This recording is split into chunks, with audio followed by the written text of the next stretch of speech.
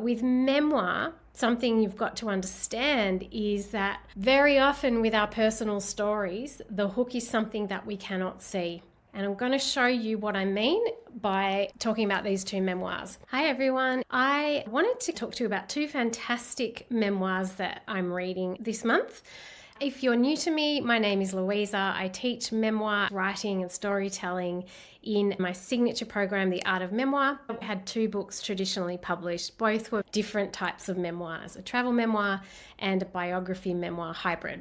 So in this video, I want to talk about two memoirs. One is called Because I'm Not Myself, You See by Arianne Beeston. It is so good. Highly recommend it.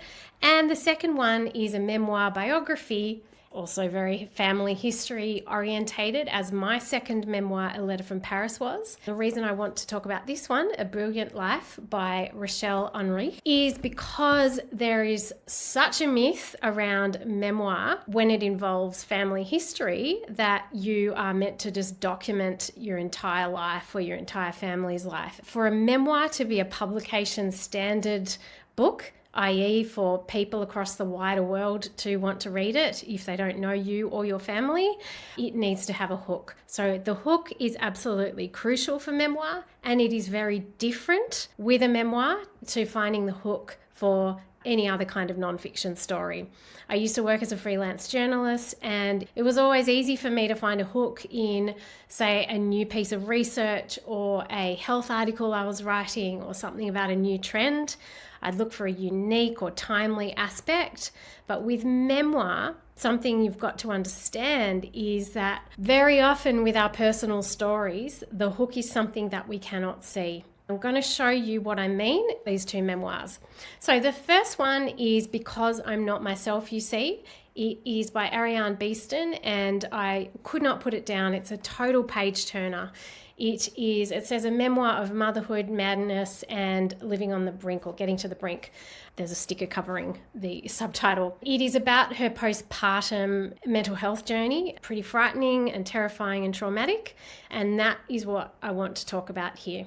Okay, so there's a big misconception that memoir is you just laying out all your trauma for everyone to read, or just processing everything, and that it's cathartic, and that it's a process of catharsism. And I believe nothing could be further from the truth. If you actually want to get published, if you want this book to be a work that stands on its own right and lives beyond you and actually makes an impact on people and reveals a truth about the world, it needs to be a compelling story. This is why I put such an emphasis on story structure in my program, The Art of Memoir, because storytelling and story structure is so often ignored in memoir workshops, coaching, and conversations. So something pretty incredible Arianne Beeston does a lot of incredible things in this book, but I want to talk about the hook. So like so many women who give birth, she had a very, very, very, very, very traumatic experience, and many things went wrong. A lot of things can go wrong when you give birth. They don't really seem to say that in the pamphlets. And she has this terrible trauma and difficulty sleeping, also because her baby doesn't sleep for more than 45 minutes at a time just after she's given birth. And she goes into a sort of a psychosis after a certain amount of time without a good night's sleep. It's what happens. So that isn't the hook, because a lot of women have terrible birth stories or traumatic postpartum depression or mental health crises. The hook here is something that she couldn't see, and I'm sure she wouldn't have seen it until she'd worked through this experience. And you can tell that she has done a lot of work on herself. You could not write this book with the level of art and artistry that it is an absolutely beautifully composed book. And she weaves in research and statistics and case studies with her own story after the midpoint, and she just does it so seamlessly. I'm just in awe of her brilliance here. But something that she didn't see, and that she would have had to understand to find the hook, which is what sells the book, Because I'm Not Myself, You See, is the fact that, yes, she was a new mother, a young mother. She was only 27 when she gave birth, and she went through this terrible traumatic birth and then postpartum depression and psychosis. Yes, that is unique and that is shocking, as a hook must be. But what actually makes that even more unique and personal, and the aspect that you can tell she didn't really see this added trauma, was that she worked in the mental health field. She worked for the Department of Community Services when she was very young, just straight out of university, as a community intervention worker. So she was actually going and she was making these decisions, because that's part of their role, about whether or not someone could have their baby, was a fit parent, or whether the department would take the baby away. I mean, that is probably one of the most stressful, emotionally stressful jobs that you could ever imagine, let alone a 25-year-old or 24-year-old, which she was. She's working over Christmas and New Year and intervening in some pretty violent situations, and there's all sorts of difficulties and problems with the system, obviously, as well. But the whole thing about the hook with Memoir is it's often a very secret or ignored or lost part of our experience that we haven't owned up to because of fear. And she does a really, really good job of showcasing why she kept her postpartum depression and psychosis so hidden from her family and friends. At one point, she thought her baby was a dragon, like she could actually see a dragon. And there's just all sorts of other things where someone would return her baby and she'd be looking in the pram saying, "Where is he?" Because her visual perception was, she was hallucinating. And that is because she'd had such experiences with her job before she gave birth of taking babies away and seeing exactly how that all happens in community services. And she was terrified of being struck off the register, and she had to actually go back to work as a DOCS worker when she was 6 or 9 months postpartum. And it's just the most stressful job you could imagine. But I don't think that she could see that at the time. And she's obviously done the work and processed it. She no longer works for Department of Community Services. I mean, an awful job to do. Anyone at any age, let alone a young woman, the decisions that they were having to make. And so this stress of that job and the grueling nature of it really affected her and came back to her when she was going through that trauma and that stress after giving birth, because it triggered a lot of those decisions that she'd had to make about, how do I keep this baby alive? And the overlaps there. And something that I find really, really unique about, because I'm not myself, you see, is how she approaches the midpoint. I see it as the supreme ordeal in terms of the hero's journey. And that is when, and you can tell that she does the lead up so beautifully, because she needs to go to a psychiatric institution. She chooses to be admitted. I've forgotten what that's called. But, she is admitting, and she's a registered psychologist. So this is a huge fear as well, to admit to this, that she had this mental health breakdown. And it's this entry point to the psychiatric ward that she does so well. And she actually turns to the audience. And I've never read a book that's done this beautifully before. And I'll just read you a little bit. It's just before the middle of the book, and she's about to go into the ward.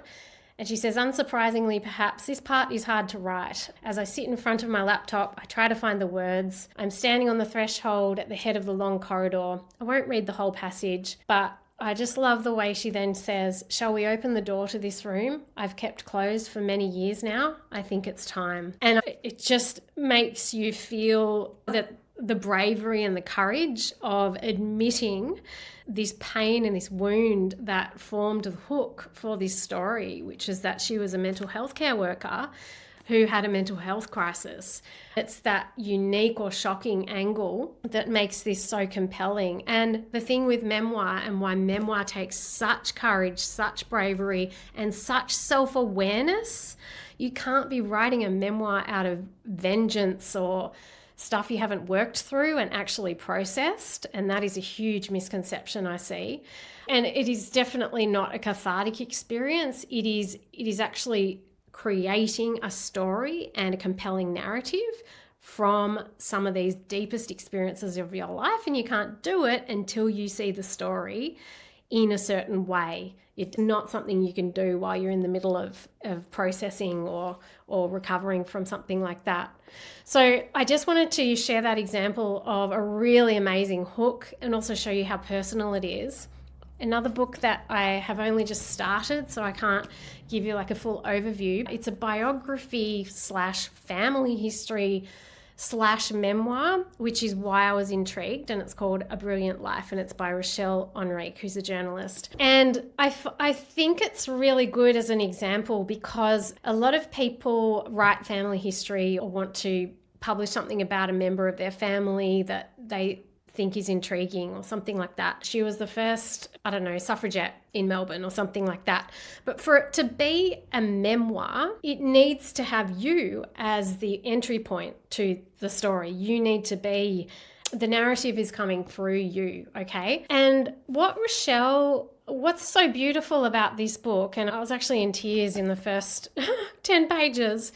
So it is about her mother, her late mother, Mira, and she knew that her mother had survived the Holocaust and escaped Auschwitz concentration camp. And she's a journalist. Rachelle is a journalist by trade. For 30 years, she's been writing stories all around the world and interviewing celebrities and high-profile people and significant figures. But it's this juxtaposition and unique angle and shocking point that when she goes to the care and she decides to use this skill to listen to her mother and have her mother share her story just before she dies because she has cancer. And she knows quite a lot of it. She knows about the concentration camp situation and World War II escape, and none of that was hidden. But there is a huge piece of this and a side to her mother's history that is also connected to a global event that she doesn't see coming. So it's this blind spot that really makes a compelling hook for memoir, for biography, for family history. If you've got any family history or biography that you are weaving into a memoir, there needs to be a strong hook. So hooks of published memoir / biographies that have done this well. And again, it's a page turner, very much like this is the other thing I wanted to mention. She does give a lot of family history in this book, and that works because it is connected to the hook and it is connected to the promise of the story and the relatable aspects to the universal reader. When I was writing my memoir / biography / history of my second book, A Letter from Paris, I found it really, really hard to find comparative titles that had done it well and also that exemplified the best of memoir with the best of biography. So that is why I wanted to share Rachelle's book with those of you who are writing memoir / biography. But that hook element is really, really important. And if it's you sharing the story from your point of view and you are the entry point, then it is a memoir by definition. Yes, it can have other categories like biography and history, which A Brilliant Life by Rachelle absolutely does. And my book, A Letter from Paris, was a biography of my dad, and there was a lot of history and research involved. But at heart, it was my story of finding all that stuff out. I think the hardest part of that was to find the hook, because it was a blind spot for me. It was a part of my identity that I had embodied for so long that I didn't even know that it wasn't normal, which is that I didn't know who my father was, and I was too scared to ask. And so it's this element of fear and shame that comes into a memoir hook that I think people don't really quite understand. And that's why I think that anyone who writes a compelling memoir, particularly for publication, is incredibly brave, because you're walking down that hall and opening the door for everyone else to see what you were so terrified to admit and open your eyes to as well. So those are two really, really brilliant books that I'm reading this month. Because I'm Not Myself, You See, by Arianne Beeston, and A Brilliant Life by Rachelle Unreich. If you are working on a memoir, a biography, family history, any kind of personal narrative, even with investigative journalism involved, which I think Arianne did so well as well, I would love to show you more about the art of memoir. I take you from page 1 to finished draft of a compelling memoir manuscript in months, not years, and also show you how you can transform your perspective and your identity in the process. I hope this has been helpful, and I will see you soon.